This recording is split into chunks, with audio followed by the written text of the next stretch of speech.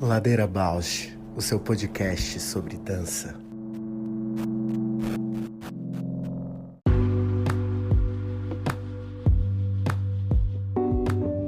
Olá, eu sou a Juliana Alves e este é o Ladeira Bausch, um encontro semanal para mover pensamentos de corpo, com temas que nem sempre vão para a cena, sem glamour e sem mito.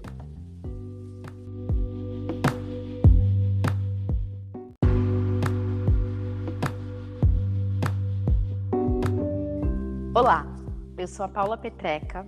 Este é um podcast para horizontalizar a dança na sua vida, para a dança horizontalizar você, uma dança mais perto.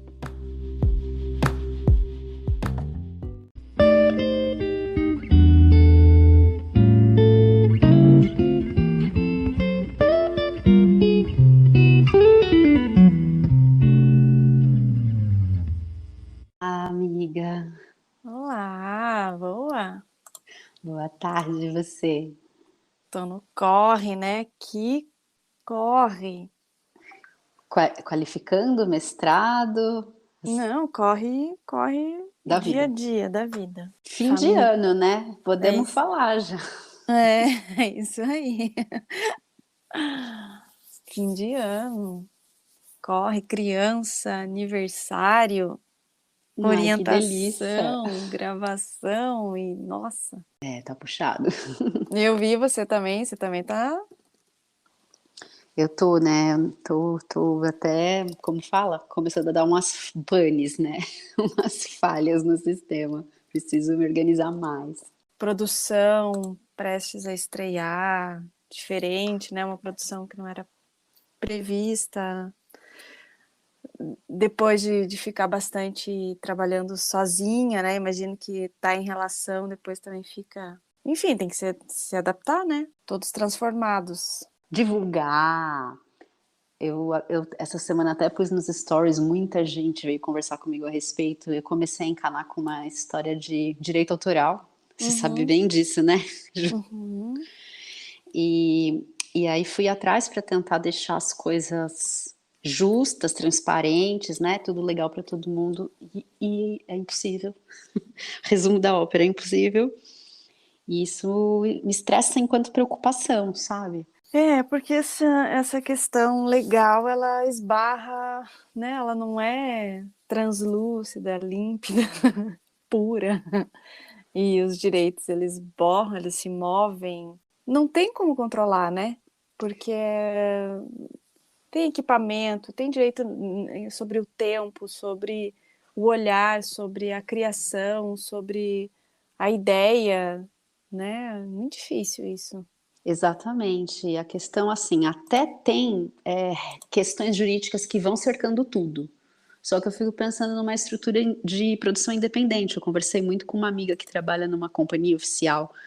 E aí, sem você ter advogados, um departamento jurídico, eu fiquei pensando sobre isso. O que ela orientou seria produzir contratos com toda a equipe, com todo mundo envolvido no trabalho. E aí, enfim, se quer encaminhar para registrar as propriedades intelectuais, tem coisas que é possível fazer no Brasil e outras que não. Tem outras que você tem que registrar em escritório estrangeiro, porque são legislações que escapam a território, né? Digamos assim.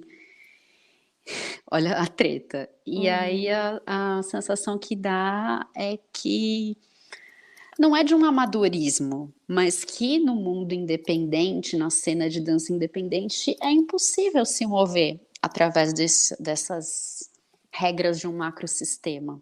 E aí, enfim, vai despertando aqui uma série de conflitos mesmo, de transtorno, às vezes eu falo, já que é meio amador mesmo, talvez eu queira ficar só amadora mesmo.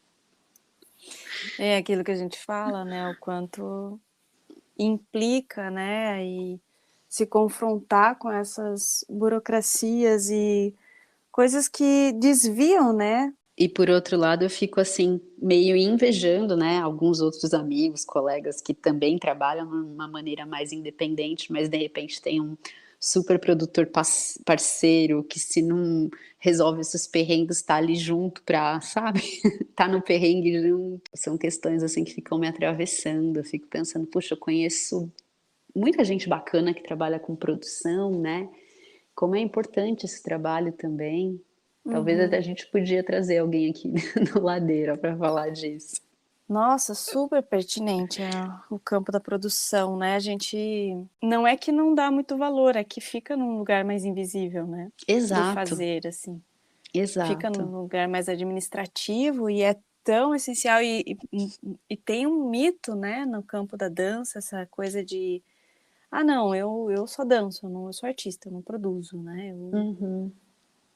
Não, e é uma ingênua maneira de pensar, porque se você não tem esse conhecimento, né, de administrar aquilo que a gente já falou também de plano de carreira, é uma Sim, maneira de você se ver como uma potência de trabalho, assim, né? Você tem todos em uma pessoa, um sujeito profissional da dança, tem em si deveres, direitos, como é que fala, assim, modos de pensar como se fosse uma empresa, assim, né? Como se fosse uhum. tem que ter um cronograma, um plano de curto, médio prazo, planilhas, planejamentos. E a gente não tem muito esse modo de aprender junto com a dança, né? Exatamente. E é aquela coisa também, né, que eu tenho pensado ultimamente, alguém com uma habilidade de negociar, negociar no sentido da palavra e da conversa, porque às vezes assim, sei lá, vai você, artista, por exemplo, falar sobre um contrato com um outro artista que está colaborando com você. Não sei, para mim é sempre nebuloso, acho que é porque eu não tenho o entendimento, né? Agora vem um produtor e fala, ó, vamos conversar sobre, quase que mediando, né? Tudo isso Uhum. parece que dá uma desanuviada no campo. E aí tenho pensado, nossa, que importante essa figura de fazer essas conexões todas, né? Tecido conjuntivo, pensando no corpo, assim. Aham, que lindo. E porque é muito prático, né? São coisas assim muito práticas, administrativas. A gente, é frio, né? Não, é duro, é seco, mas são coisas práticas que se não se encarar daquela forma não acontece, né? Uhum. Tem que estar esclarecido, é assim e ponto. Documento, põe ali, precisa estar o orçamento ali assim, assim, assim, não dá para ser diferente. E é difícil pensar assim, muito difícil. Para mim é. E eu tô pesquisando aqui muito sobre essa coisa da ideia de corporeidade no ensino, né? E o quanto eu tenho lido pesquisas, né? Teses e dissertações sobre o quanto, tipo, perguntam para os professores, qual a tua ideia de corporeidade? Como que são as suas práticas, né? Como que você entende o brincar da criança? A gente deixa 20 minutos para eles brincarem no final da aula. Sempre tem no intervalo ali 10 minutinhos para eles brincarem. E aí essa dissertação vai falando assim, poxa, mas veja só, mesmo nessa fala, eles dão importância para o brincar, dão importância para o fazer, né? Para o criar, para a felicidade, para o momento lúdico, mas ainda assim é fragmentado, né? Ainda assim, quando vai estudar matemática, tem que estar ali sentado, olhando, contemplando o fazer, contemplando a matéria, não vivendo. Eu acho que isso tem muito a ver com o que a dança pode contribuir, né? E o que eu acho que os produtores aprendem muito a dialogar, porque acho que tem muitos produtores de artes têm a paixão, mas se não tem a parte mais racional e mais prática e conseguem casar essas duas coisas, assim, né? Porque tem uma paixão na arte, se não nutrir aquilo de modo como a produção vê, não vai acontecer, assim, né? Vai ficar ali só no lúdico, só na imaginação, na fantasia e tal. E incrível agora que você trouxe esse paralelo com a escola, eu fiquei pensando assim, quantas vezes eu não me coloco numa atitude de querer ser polivalente, né? Aqui tem todos os domínios, e na verdade é isso, né? Trabalhar com essa ideia de que tem campos do saber. que são distintos e que colaboram, né? Não precisa estar tudo num lugar só, numa pessoa Uhum, só. Pode-se criar essas conexões mesmo. uhum. É Amei ouvir porque isso. são modos, né, subjetivos de ver, de fazer. E se a gente entende que não precisa também, uma pessoa não precisa contemplar tudo das exigências pedagógicas, por exemplo, conteúdos e habilidades, mas se a gente entende que aquele corpo ele tá sendo compreendido como corpo, né? Uhum. Não, não tendo corpo, mas sendo corpo, muda tudo, assim, né? Aí você não precisa, agora arrastem as cadeiras para fazer uma atividade de corpo. Poxa, mas por que, né? Diferente você pensar que está integrado. Não, eu quero sentar assim, eu quero, Uhum. O quero corpo estar já está na diferente. cadeira, né? Exato. Aham. Ai, que bacana te ouvir falar de escola, assim, também avivou muita coisa aqui agora. É, o que eu estou bebendo hoje, essa semana, eu estava bem interessada nisso, assim, né?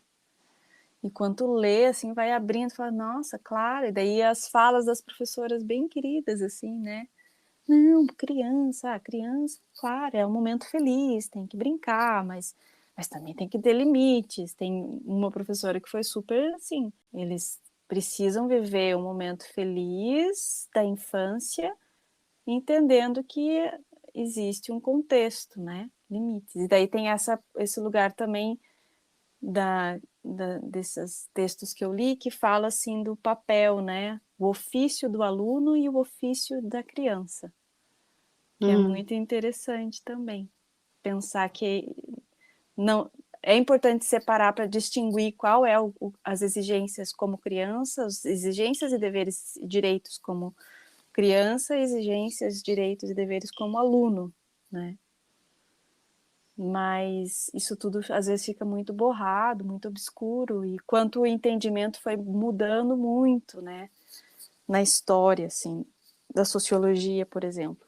Eles falam, assim, na tese de que há 100 anos atrás não existia nada sobre o que é ser criança.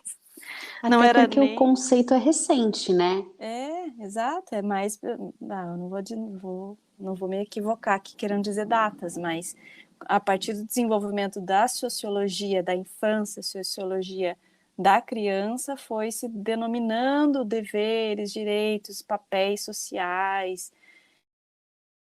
Do quando vem o conceito da criança, da É, e deu infância. uma trovoada aqui, eu acho que foi bem na hora que eu dei a trovoada, apareceu uma janelinha, falei, é hoje, tá um tempo feíssimo aqui.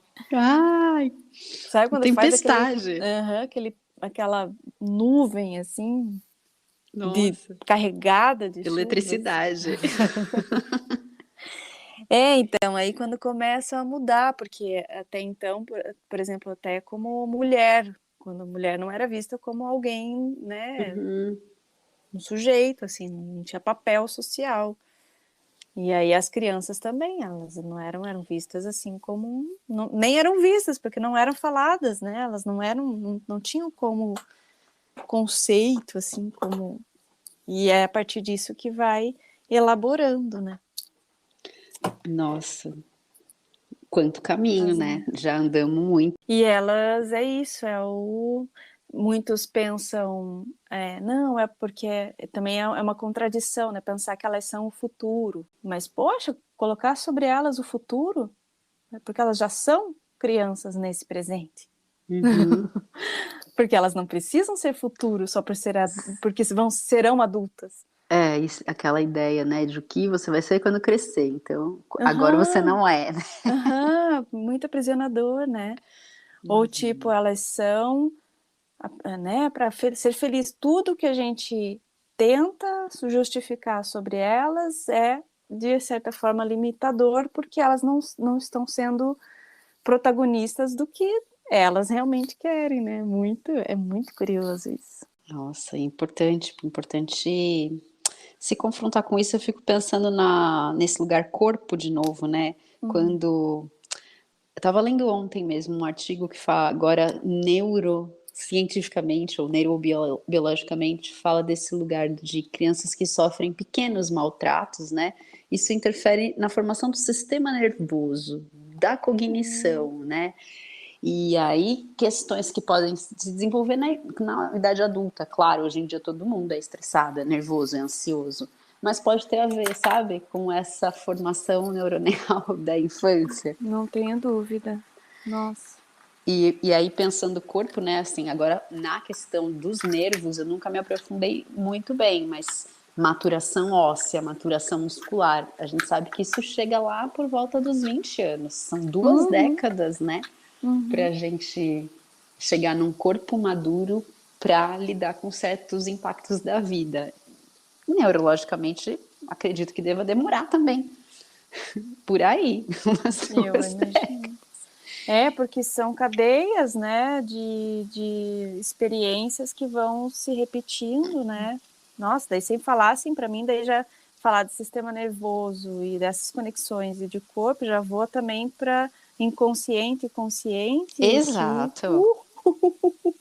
E não precisa Exato. nem só também das experiências e traumas, né? A própria alimentação, né? Uma coisa que eu estou muito debruçada aqui. Tem uma ansiedade, e aí já se vê que ela direciona uma compulsão e para o doce. E aí o que o organismo vai aprendendo, que aí já está criando ali um modo de existir, um modo de compreensão, né? De se relacionar com as emoções, com os sentimentos, com as frustrações, as desilusões, o doce é a fuga.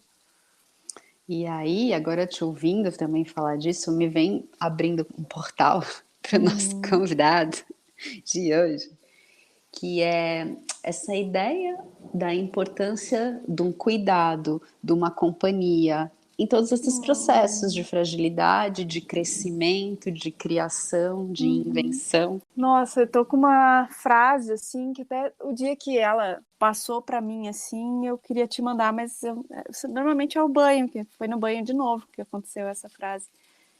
E aí eu não pude mandar na hora e acabou passando, que é assim, quando... Aquela brincadeira, né? Quem entendeu isso, entendeu tudo. Que é quando você... Às vezes pode ser que aquela dança, ou que aquela obra, ou que aquele movimento realmente não queira dizer nada, realmente não queira significar nada, mas quem entendeu que estar ali para ver, contemplar, apreciar e acompanhar um movimento de alguém que ofereça um movimento, entendeu tudo. Exatamente, fez portal agora. Não, por isso, porque o ser movimento não é ser útil, né? Sim, e não, né? E não é, e nunca é sozinho esse caminho, né? O que nos acompanha, quem que nos acompanha.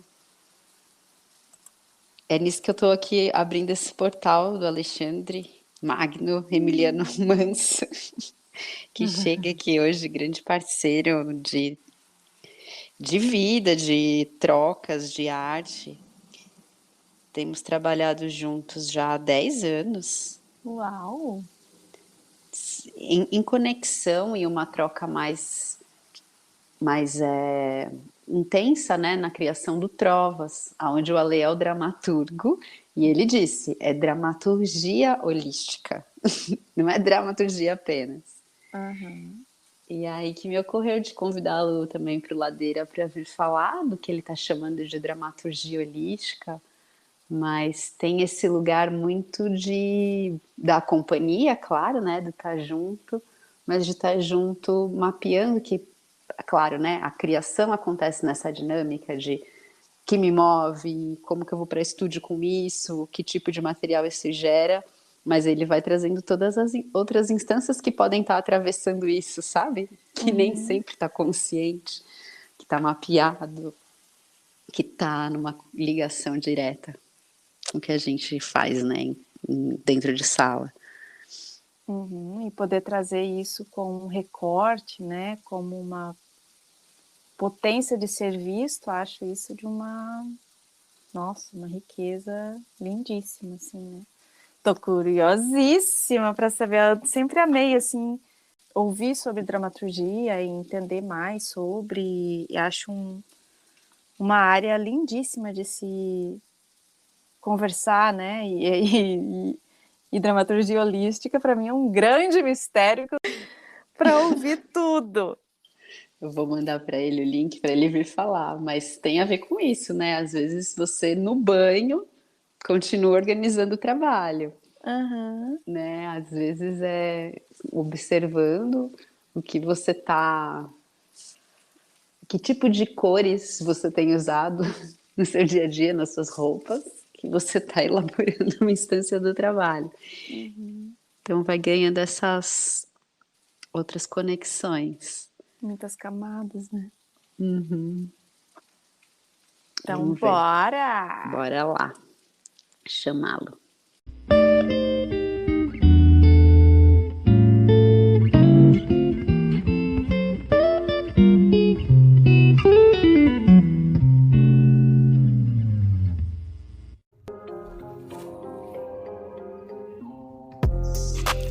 O Ladeira Bausch tem uma parceria com o Portal Mood. Você pode seguir a gente por lá e acompanhar as novidades sobre dança exclusivas desse portal. Se você tem interesse por uma parceria com o Ladeira, manda sua proposta pra gente. ladeirabausch@gmail.com.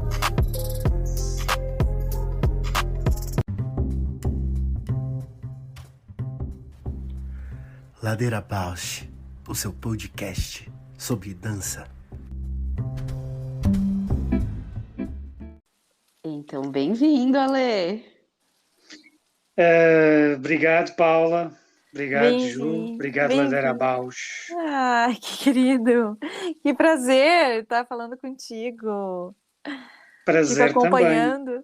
Ai, que delícia.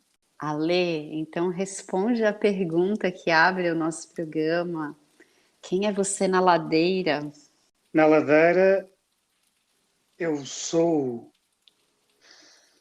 alguém que primeiro começa da seguinte forma, se colocando num momento de ritualizar a Ladeira. Chamar as musas para abençoarem esta criação. Ó divina poesia, deusa, filha de Deus, de Zeus, mantenha viva para mim esta canção do homem de múltiplos interesses, que depois de ter pilhado o âmago da cidadela da sagrada Troia, foi levado a vagar dolorosamente pelas costas litorâneas de outros povos, vivendo segundo seus costumes, bons ou maus, enquanto o seu coração, através de todas as viagens marítimas, sofria em agonia para se redimir e levar seus homens para casa em segurança. Vã esperança para eles. Os tolos, sua própria insensatez os desgraçou. Destruir pela carne o gado do mais exaltado sol, razão pela qual o Deus Sol escureceu o dia de sua volta.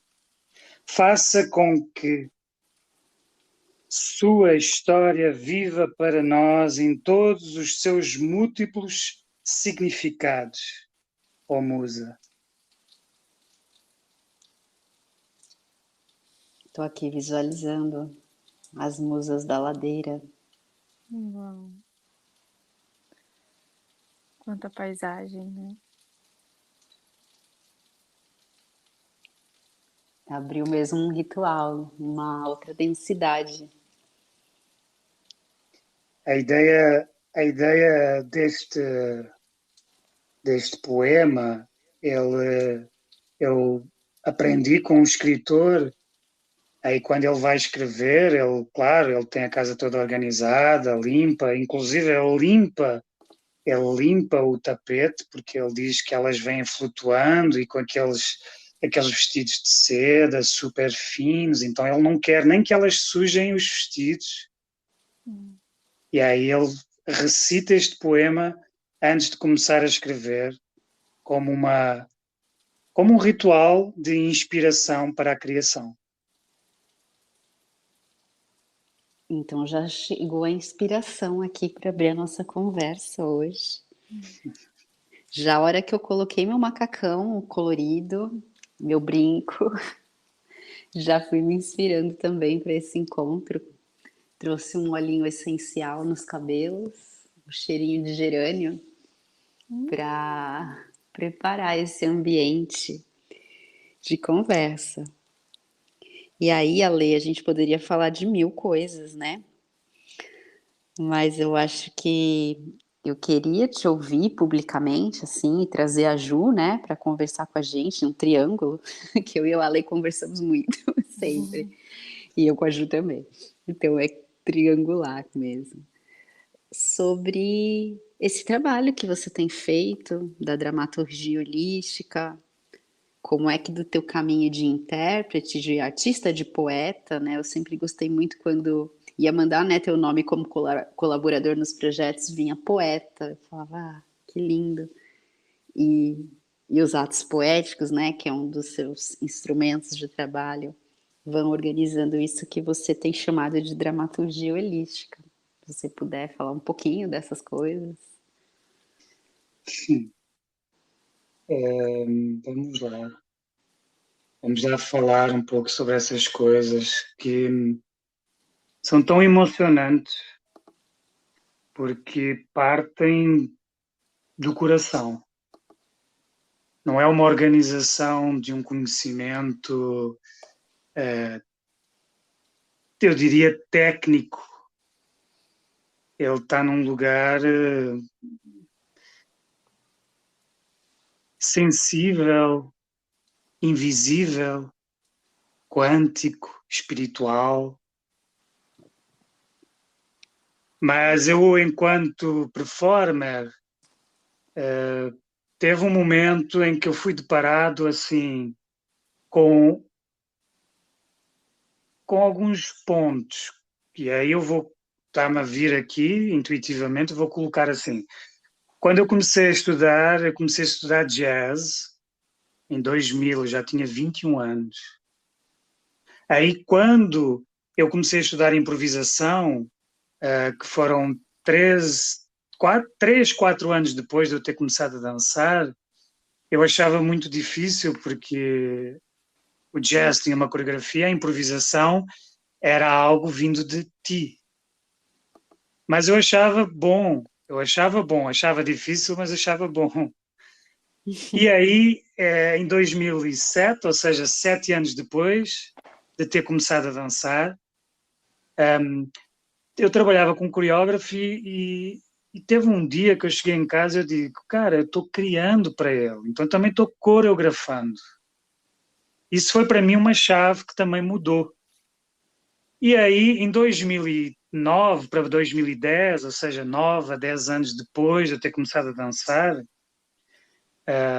porque eu comecei a dançar porque eu queria seguir medicina, só que aí eu tive um filho, tive que interromper a escola antes de chegar na faculdade. Então, tinha alguma coisa na dança de contacto com o público, de emoção, de alguns anos mais tarde eu entender que tinha alguma coisa ali de cura também, de limpeza também, de transformação também, de hábitos saudáveis também. Anos mais tarde, logicamente, não quando eu comecei a dançar. Comecei a dançar por um lugar de transformação, de poesia, de corpo. É um veículo de comunicação que não era por palavras. Então, em 2009, 2010, eu me aventurei num solo que eu nunca tive a pretensão de criar nada. E aí me foi colocado assim, mas o que é isso? Eu sabia o que era aquilo intuitivamente, só que eu falava de uma forma muito subjetiva, introspectiva, minha. De um lado, um lugar muito, muito, muito interno. Então eu fui procurar, a partir das ferramentas que eu tinha, colocar em palavras, colocar em comunicação, mais do que palavras, comunicar, trazer para fora o que estava dentro. Como o Paulo Leminski diz, né? Ter a precisão de um golpe de karaté em relação à tua intuição. Então, aquela intuição que eu tinha, colocar em palavras como um golpe de karaté, ter a mesma precisão. Então, eu estudava improvisação, eu praticava improvisação, teatro,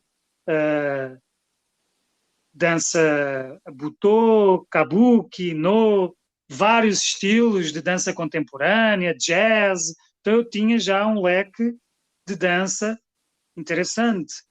Só que aquilo ali não representava o que eu queria falar. Ou seja, o que eu queria comunicar. Aquilo ali não expressava. Então eu fiz esse solo em 2010 e aí no final de 2010 para 2011 eu fui para Portugal e lá eu comprei um DVD do Jodorowsky, Alejandro Jodorowsky. Foi quando a gente se conheceu. A gente se conheceu em 2010, acho que um ano antes. Ah, tá. A gente se conheceu um ano antes. Foi quando eu estava em Portugal, aí eu estive lá, depois voltei para São Paulo e aí fiz o solo no Sesc Pompeia. E aí eu voltei no final de 2010, eu estava numa companhia há 3 anos, aí eu saí da companhia e dei um tempo, porque eu queria continuar trabalhando com pessoas, mas eu queria ter um espaço de transformação, de desenvolvimento, de colocar em prática ideias, e ali você estava restrito às ideias da pessoa que comandava, né, que dirigia, né? Você tinha uma criação, mas uma criação direcionada, e então eu saí dando espaço a que essa minha intenção pudesse acontecer. Em Portugal comprei esse DVD do Jodorowsky e aí caíram várias fichas, porque em 2008 um amigo meu apresentou-me a Montanha Sagrada, Fã do Elis e Al Topo, que são filmes do Jodorowsky. E o filme que eu comprei era um filme que eu ainda não tinha visto, Santa Sangre. Só que mentira, eu já tinha visto em 2003, eu vivi de 2002 a 2005, quase 2006, quase, né, no final de 2005, em Paris. E lá eu vi o Santa Sangre. E aí eu digo, caraca, fiz um flashback lá em 2003, 2008. E então esse 2011, quando eu vi esse DVD, aí eu vi os extras, eu comecei a ver tudo de Jodorowsky na internet. Aí eu comecei a ver o que ele falava sobre atos poéticos, sobre tarô, sobre o que ele se interessava, sobre a poesia dele. Aí eu disse, ok, aqui tem o que eu quero expressar. Os atos poéticos, para mim, expressa o que eu queria expressar lá em 2011, que era não só um lugar de improvisação, não só um lugar de poética, mas um lugar de espontaneidade, um lugar de determinação espontânea. E aí é isso. Eu fui estudando e colocando em prática. O momento em que eu coloquei em prática, diria assim, foi quando você me convidou para o projeto CO, ainda um embrião, e depois para o projeto CO, e eu acho que teve ali uma formulação em diferentes estágios, quando eu fui residente do Lotes. Estou falando aqui uma trajetória que também faz levantar vários tópicos, né? Uma trajetória da linha do tempo, de tudo o que você falou. Então, lá no Lotes, eu experimentei várias coisas, já tinha experimentado no projeto CO, depois no Lotes. Em 2015 eu fiz a residência Arco-Íris, e aí eu trazia os atos poéticos, o tarô, o Poe, tudo como atos poéticos, dentro de um grande ato que era o arco-íris. O arco-íris tinha 4 eixos, 4 centros. A goiaba tem a goiaba, o centro racional dos pensamentos, do processo da fala. Posso dizer hoje em dia que posso acrescentar da intuição, da criatividade e das ideias. Depois o centro do sentimento, o fado, posso acrescentar hoje pulmão, coração, expansão, integração e circulação. O centro do umbigo, posso falar que eu falava que era o centro sexual e criativo, mas hoje eu posso falar que é o centro do libido, da ação. E o quarto centro seria o corpo. É o corpo em ato poético, né? Nenhum destes centros, eles lutam, eles entram em conflito uns com os outros. Pelo contrário, eles se harmonizam para que aquele que esteja sendo chamado na primeira pessoa, os outros auxiliam. Então, dramaturgia holística.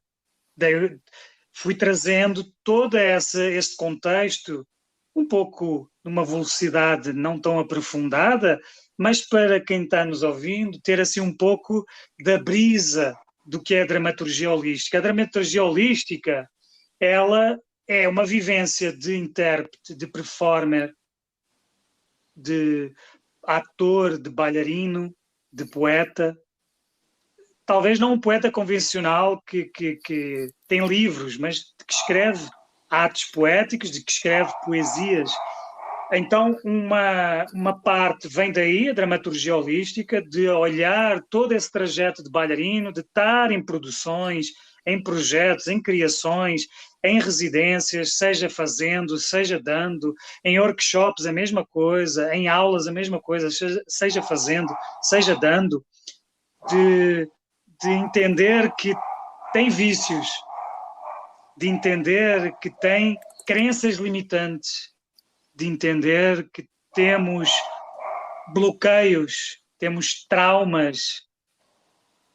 Então, isso é uma parte de quem é do palco, de quem é da cena e de quem trabalhou com a Maria Alice Vergueiro, uma mestra em improvisação e que me deu a oportunidade de, digamos assim, experienciar, enquanto diretor de movimento, experienciar os atos poéticos.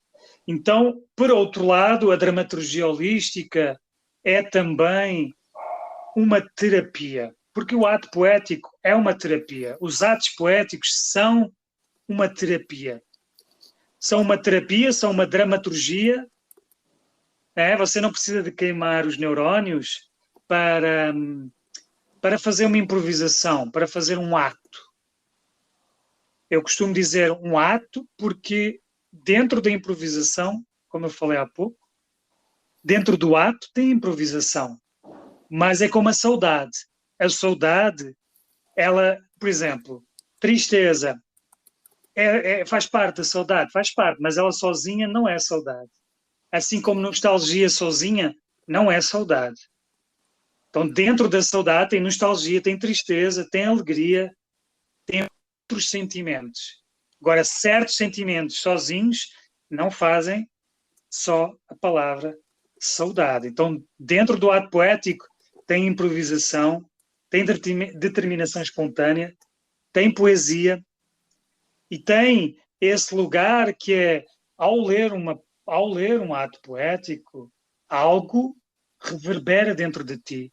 Esse algo que reverbera e que te atravessa e que te afeta é uma intuição. Essa intuição é o que te faz sair do eixo, digamos assim. É o que te joga o teu corpo na ação. Não concluindo, porque eu acho que ainda vamos falar mais, mas dando assim um certo fechar de círculo sobre esta fala. A dramaturgia holística, ela é silêncio também. A dramaturgia holística, ela é observação. E aqui a gente pode pôr os sete canais de energia. E esses canais de energia, voltando para o início, esses canais de energia podem se resumir a ao coração. Nossa, Lê, quanta coisa. Ju, você sabe quem é o Jodorowsky que o Ale referiu? Ah, não sabia até eu ficar, enquanto ele falava, vendo as coisas. Eu fiquei pensando, é porque quando eu conheci o Ale, agora, quando eu conheci não, que eu conheci em Portugal, mas quando eu voltei para o Brasil, a gente foi fazer uma performance juntos, né, o Bibelô, que o Ale propôs, ele já me apresentou essa referência, né, do Alejandro Jodorowsky, que é um bruxo, deus, artista, místico, terapeuta, mago, aonde tem esse caminho muito de arte e transformação do self, né, que ele vai chamar de psicomagia. E eu acho que o Ale é super psicomago, assim, com essa dramaturgia holística que ele está falando. Mas te ouvindo, Ale, eu fiquei pensando, assim, e também tendo experimentado os atos, né, o quanto muitas vezes os treinamentos para cena, seja dança, performance, teatro, constroem um corpo habilidoso, um corpo que tem potências, instiga esse corpo a estar aberto a uma vulnerabilidade, né?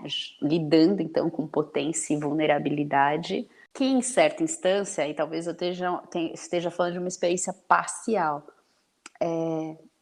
às vezes esses corpos se cristalizam dentro de estéticas, dentro de tendências de moda, dentro de uma própria linguagem de um grupo ou de um artista. E aí, quando eu vou para uma aula tua ou para um trabalho contigo de ato poético, eu sinto que ali tem algo que é sempre desestabilizador, mas ao mesmo tempo propositivo para que algo, eu não diria novo, mas que algo que não está nesse repertório que vem sendo treinado apareça. Isso que eu acho muito genial, né? Como é que você instiga isso? E aí eu fiquei com vontade de te ouvir sobre o que chama o teu olhar quando você está em aula com alguém ou em trabalho com um grupo, dirigindo, propondo a dramaturgia. O que te chama no movimento, na performance de alguém, para você provocar com os teus atos, com a tua dramaturgia holística? Você falou da psicomagia, né? A psicomagia ela é composta, digamos assim, pelo um jogo de tarô, o jogo de tarô de Marselha, se joga um jogo e daí se intui um ato. Ou simplesmente a gente também pode tirar um ato, tirar um jogo de tarô, né? O jogo de tarô é maravilhoso porque ele fala por ti, né? Então, quando a gente vai dar feedbacks, às vezes é melhor ser uma outra voz a falar. Nós até já brincámos disso, né? Jogos para adultos, né? Que fazíamos as nossas conversas ali, que está lá no nosso canal Atlântico Marginal, onde nós respondíamos a perguntas, mas não diretamente. Ou era por um poema, ou era por um vídeo, ou era por uma música. Então o tarot responde de outro jeito. Fala à nossa psique e não ao nosso ego. E os atos poéticos também. Então pode ser junto ou separado. Há algo que eu sempre vibro e que me emociona, que é o que vem de potência da outra pessoa.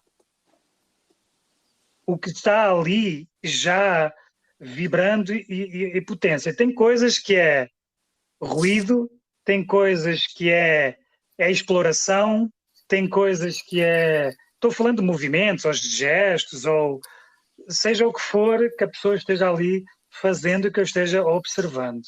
Né? Pode ser uma fala, pode ser um canto, não interessa o que seja.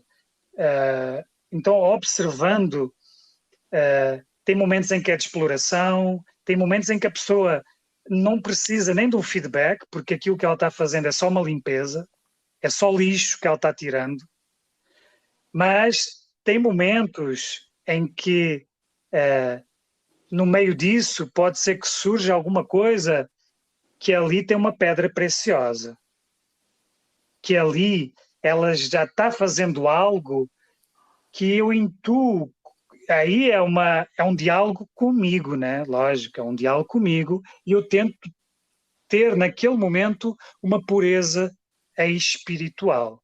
Isso é dramaturgia holística.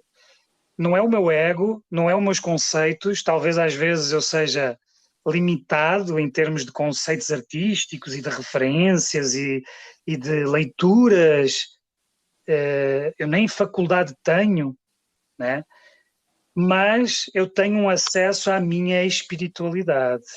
O que é um acesso à espiritualidade, à pureza espiritual? Pensando num alquimista, que é o Joel Aleixo, onde ele faz florais alquímicos, onde ele diz que a planta, a flor, nos ensina pela sua pureza espiritual, porque ela não tem vícios, ela não tem traumas, ela vibra nessa pureza espiritual. E quando o floral alquímico entra dentro de nós, nos estimula, nos desperta a essa pureza espiritual, a essa química que existe dentro de nós.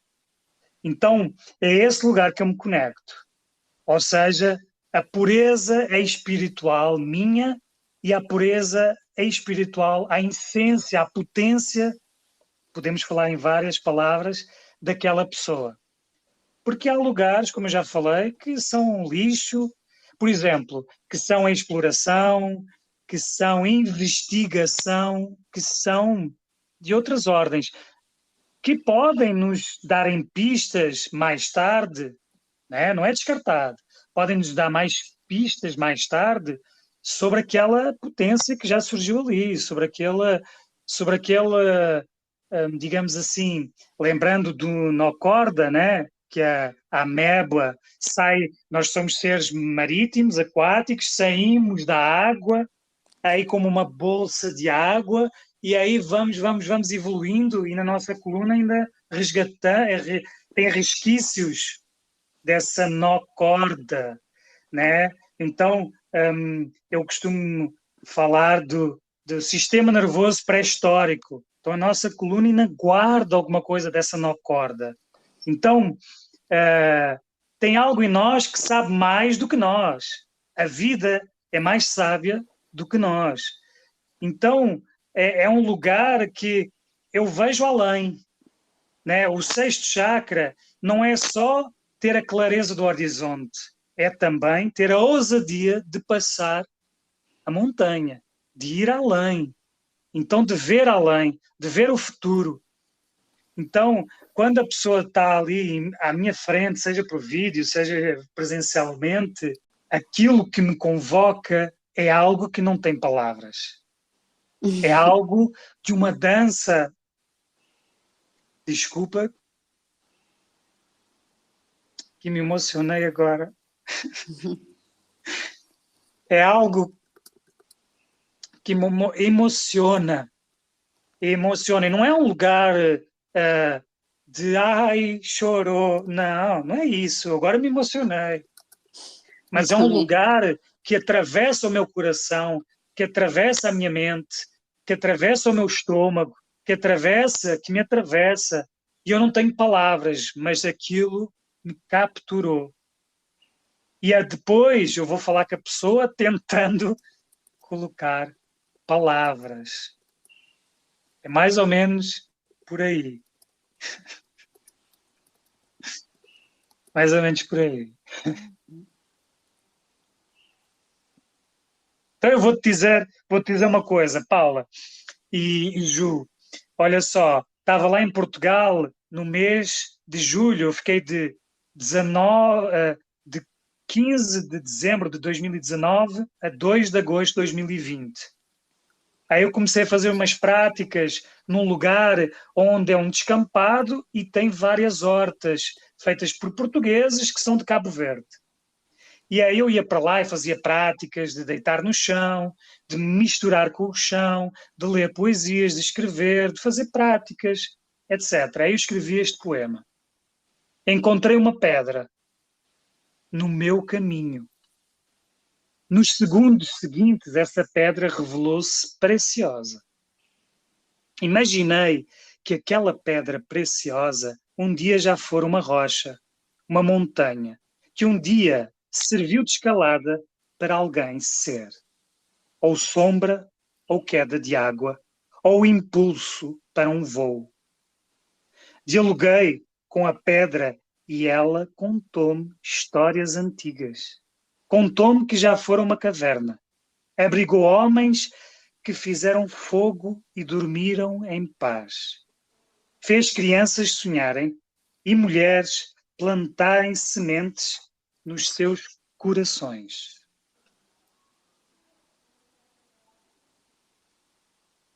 Então você vê o encontro com uma pedra, algo reverberou. Eu tô aqui emocionada e reverberando. Nossa, eu tô aqui dialogando com um monte de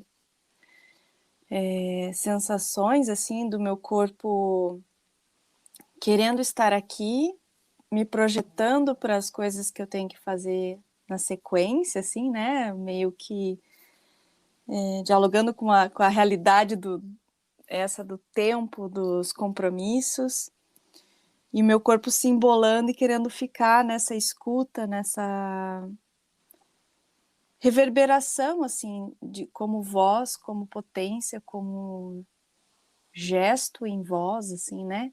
De escuta e imensidão, assim, o quanto que se agrega nas palavras e na fala. E tô encantadíssima, assim. E acho que nesse trânsito que eu tô aqui, nesse meu estado, fica uma pergunta de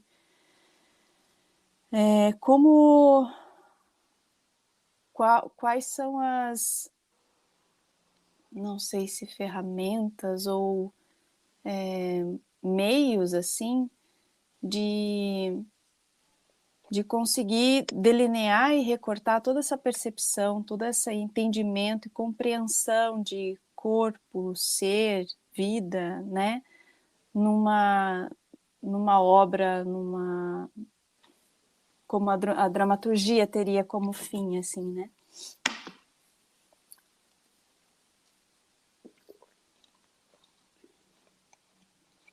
Partindo, você concluiu? Concluía. Obrigado. Partindo do zero, se a gente pudesse imaginar um partir do zero, eu vou contar uma experiência, tá? Então, assim, eu dei uma residência em 2015 no Lotes, enquanto artista convidado. Eu era artista residente, mas fui artista convidado. Durante 15 dias eu conheci uma performer, que é a Glamour Garcia. E a Glamour um dia me convidou para construir, dirigir com ela Salomé, uma livre interpretação. E durante 6 meses nós ficámos nos encontrando, variando uma vez por semana, 2 vezes por semana, durante 6 meses. E durante muito tempo eu fui jogando um jogo de tarô, não direcionando, mas jogando um jogo de tarô, como interlocução, conversando sobre o ato poético, né? O ato poético que é um lugar de tempo, né? Quando você fala do tempo, né? O ato do tempo. Então tem atos que eles são de 30 segundos, tem atos que são de 40 segundos, tem atos que são de 10 minutos. Tem atos que são de 3 minutos. Então, o tempo interno, intuir o tempo interno do movimento de cada ato. Imaginemos que uma obra tem 1h10. Essa obra vai ser composta de vários atos. A obra em si tem 1h10 e vários atos que se compõem a obra têm vários tempos diferentes. Então, como estar nesses tempos? Isso é parte da dramaturgia. Como trazer a verdade. Não a verdade nesse lugar do que eu tenho para falar, mas da verdade daquilo que é para ser dito. Você se colocar no lugar daquilo que tem que ser dito. Ser o canal, ser a ponte de emissão. A dramaturgia já estava sendo construída, mesmo não sendo desenhada, escrita, apontada, direcionada. A dramaturgia já estava sendo escrita. Claro, na confiança, na relação de ela para mim, né? Então eu estava conduzindo desse jeito, deixando acontecer cada dia como um dia único. Mas, curioso, que cada dia único vinha trazendo de vez em quando coisas de outros dias. Então, naturalmente, tinham coisas já acontecendo que se repetiam de semana a semana e iam ganhando mais contornos, cores. Um dia vinham mais vermelhos, outro dia vinham mais azuis claros, azuis índicos, no outro dia vinha mais laranja. Eu coloco um acento na voz porque as cores trazem lugares também, se nós quisermos ver por esse ponto de vista, dos 7 chakras, né? Mais laranja, mais yang, ou mais yin, mais ar, mais água, mais intuitivo, mais interno. Ou então um lugar onde você flui entre a expansão e a contração. Então, nisso foi-se construindo a dramaturgia. Ou seja, 6 meses depois, eu senti que eu precisava de fazer ali uma escrita. E aí eu disse para ela, olha, eu não inventei nada. Tudo o que está aqui, eu fiz uma seleção, na realidade, de tudo o que está aqui ser aquilo que mais potente e de mais reverberante tem a ver com a Salomé. E é um ponto inicial. É um ponto inicial, ou seja, estamos a terminar um ciclo para entrar num outro ciclo, a partir de digamos assim, de trazer um foco, de trazer discernimento, de trazer agora para o consciente algo para a gente ver o que estamos a ver. Ok, então aqui podemos tomar outras escolhas. E foram tomadas outras escolhas. E foram aperfeiçoadas as escolhas. E foram feitas descobertas e invenções a partir daquelas escolhas. Mas não foram escolhas do zero. Ou seja, vieram de 6 meses de atos. Atos que eu sugeria, a partir de atos que ela fez. Como é que você está hoje? Eu estou assim. Teve um dia que ela teve uma aula de flamenco. E aí ela só improvisou no flamenco. E eu só observei. E alguma coisa do que ela fez me remeteu a algo que ela falou sobre Salomé. Porque a glamour tinha muita propriedade, não só de Salomé, como de um discurso feminino, feminista, porque era esse discurso também que tinha ali. Nós chegámos à conclusão que tinha ali um ajuste de contas com o João Batista. Havia um ajuste de contas ali. Mas isso não aconteceu no início, essa clareza, isso foi acontecendo mais tarde. Agora tinha um ajuste de contas, uma mulher tendo uma conversa com um homem, podendo ter uma conversa com um homem. E o homem podendo escutar, tanto que ela teve a ideia de que o companheiro dela fazia cerâmicas. Então eles inventaram um molde para fazer uma máscara de gelo. Então todas as noites na performance, essa máscara de gelo de João Batista, que era uma face de um homem, ia derretendo, ia pingando na cara dela as gotas de água, né? Ia derretendo, ia se transformando. Então algo que escutava ela. Um homem que escutava. E eu, inconscientemente, na época, também escutei muito ela. Escutei muito. Escutei, porque eu sabia que dentro dela já tinha um caminho da performance. Eu já sabia que dentro dela tinha um caminho da performance. O que eu precisava era de acionar o meu intuitivo feminino, porque essa é uma das ferramentas que eu utilizo, o meu intuitivo feminino. O que é que poderia ser o intuitivo feminino? A escuta ativa, a verdade, falar o que tem que ser dito e não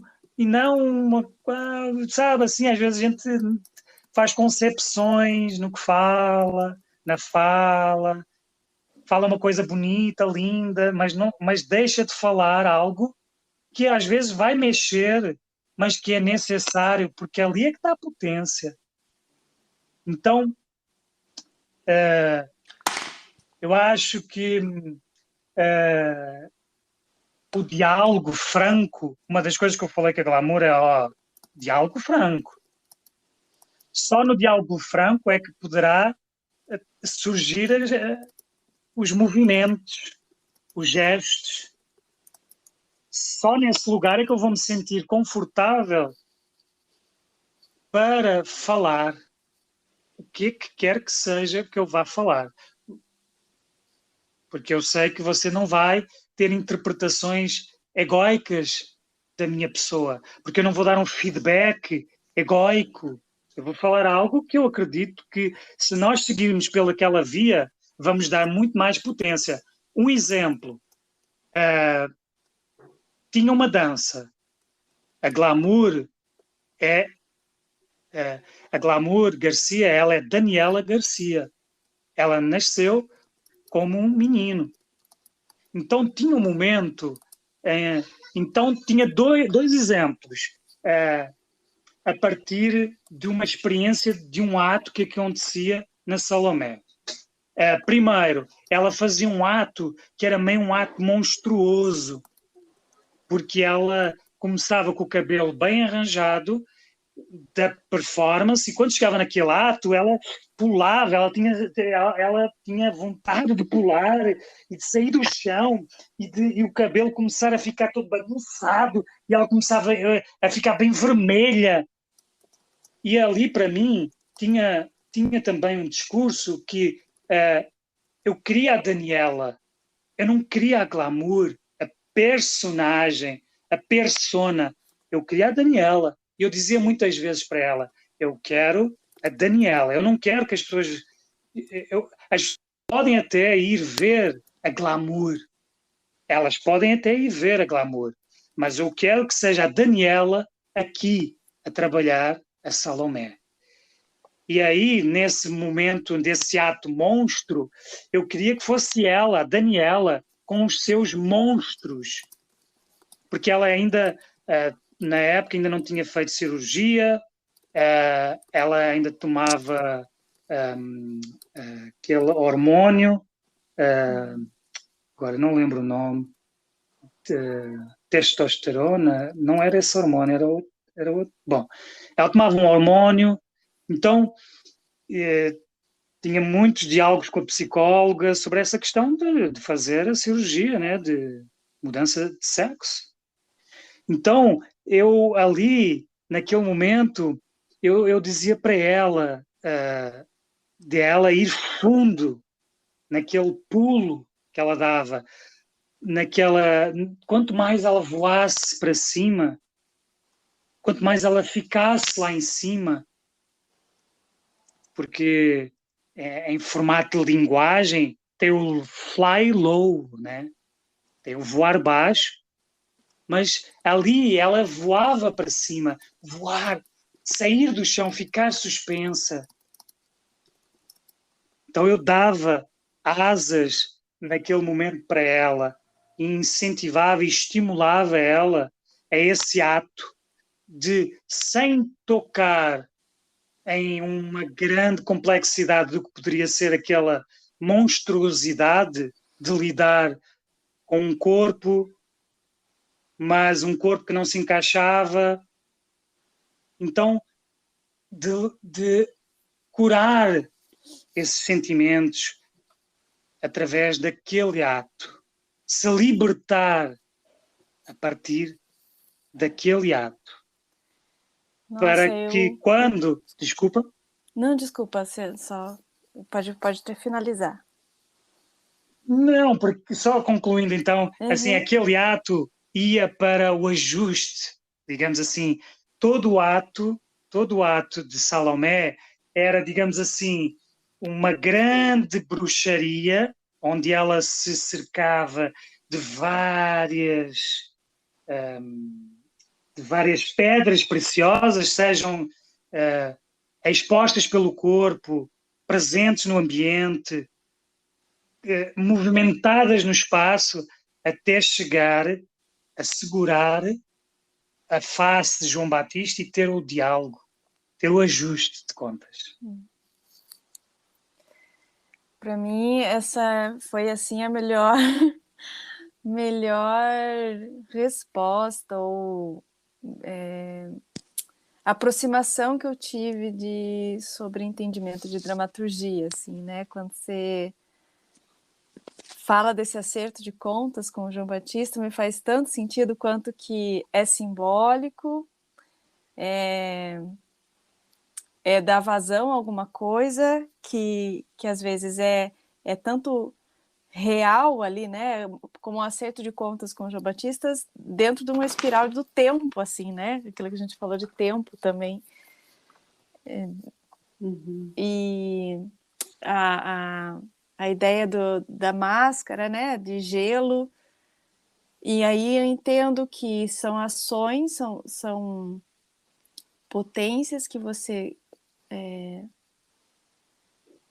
cria pontes, né, para dar vazão e criar ali de alguma maneira metáforas e formas, né, para simbolizar, sem querer reduzir o que é feito, né, tentando aqui elaborar no que eu escutei, no que eu estou digerindo aqui a escuta. Mas é isso, como você falou também, tem ações, tem atos poéticos que são 10 segundos, tem atos poéticos que são 15 minutos, tem atos poéticos que duram 1 hora. Me faz todo sentido também, como você fala, tem um ensaio que é simplesmente fazer, só ouvir, só assistir o flamenco, mas que esse assistir vai reverberar num outro dia de ensaio, né? Numa temporalidade que não é do agora, na obra que ela não se resulta e não tem fim ali naquele dia. Nossa, grata, tô assim, contempladíssima. É muito rico, eu sou fã do Alê. Eu tô só um pouquinho preocupada aqui com o nosso horário. Alê, quando a gente conversou de você vir, você já falou, né, que tinha que ser mais vezes. Eu acho que vai ficar esse convite para você voltar na próxima temporada. Mas antes da gente finalizar, eu fiquei com vontade de te pedir. A gente costuma pedir para os convidados descreverem um gesto, um movimento, né? Fazer esse exercício de dançar com as palavras. Eu fiquei com vontade de te pedir para descrever um ato aqui para o Ladeira. Muito bem. Então eu vou pegar o gato. Tem um gato que era para entrar, só para contextualizar aqui um pouco, era para entrar na Salomé. A gente tinha o desejo de ter um gato. E a certo momento a gente entendeu que esse gato não estaria, mas que eu disse para ela, para Glamour, esse gato vai estar. vai estar dentro de ti, vai estar no espaço, vai estar evocado. Então, um gato negro com um focinho marrom e patas douradas, cauda branca e dorso malhado. Caminha pela tua coluna. Te impulsiona, te estimula a um elan. Esse elan proporciona leveza no teu corpo ao ponto de os teus pés saírem do chão. E por um tempo eterno permanecer fora do chão, sustentado pelo coração, sustentado pelas artérias, pelas veias, sustentado pela contração do batimento e pela consistência da circulação sanguínea.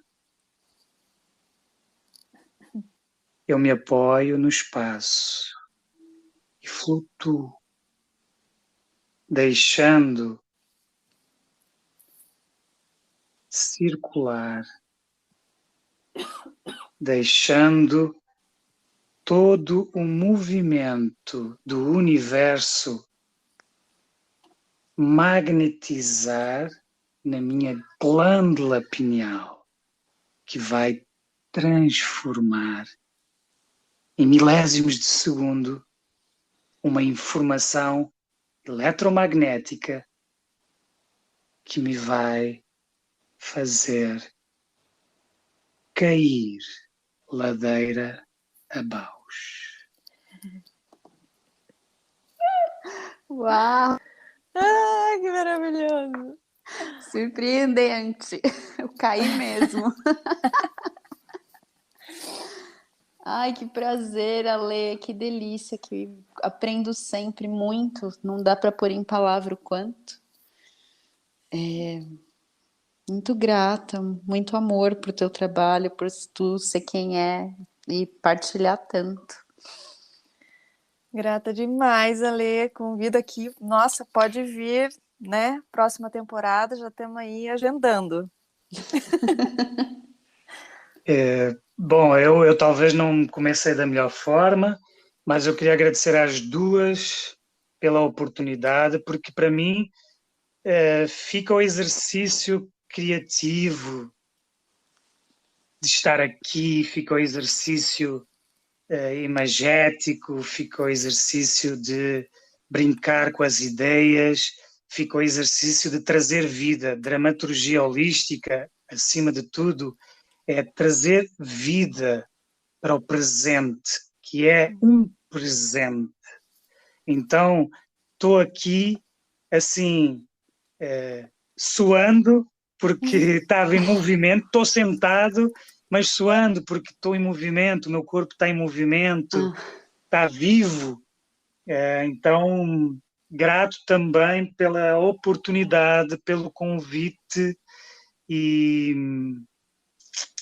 e é isso. Vamos em frente. Deixa Axé. teus contatos, Ale. Deixa os teus arrobas para as pessoas te procurarem. Tá, vou deixar então, ó, quem quiser terapia no Instagram, terapia arco-íris, terapia arco_íris, e Emiliano Manso, e Alexandre Magno Aca Emiliano Manso. Alexandre Magno Aca Emiliano Manso seria um pessoal, Emiliano Manso seria um artístico, e terapia arco-íris é um lugar dos dois, porque é o pessoal, é o artístico e é também o lugar onde eu falo sobre atos poéticos, sobre as terapias que eu pratico, de alquimia, do Reiki, e é isso. E quem quiser me procurar, fazer uma conexão telepática, acho que a gente se encontra mais facilmente também. Maravilhoso, Incrível. querido. Muito obrigada. Obrigado a vocês. Grata demais, obrigada, Lê, prazer enorme. Enorme também o meu, porque sem as vossas perguntas não haveria esta conversa. Então isso é maravilhoso, essa ladeira de estarmos os três juntos, de mãos dadas, descendo e ali conversando e intercalando, quem está no meio, quem está nas pontas. Obrigado mesmo. Um beijo, querido. Um bom dia para ti. Beijo, Ju, beijo, Paula, e até breve na próxima temporada. Uhul! Beijão! Beijinhos, tchau, tchau. Um dia Tchau. perfumado. Ah.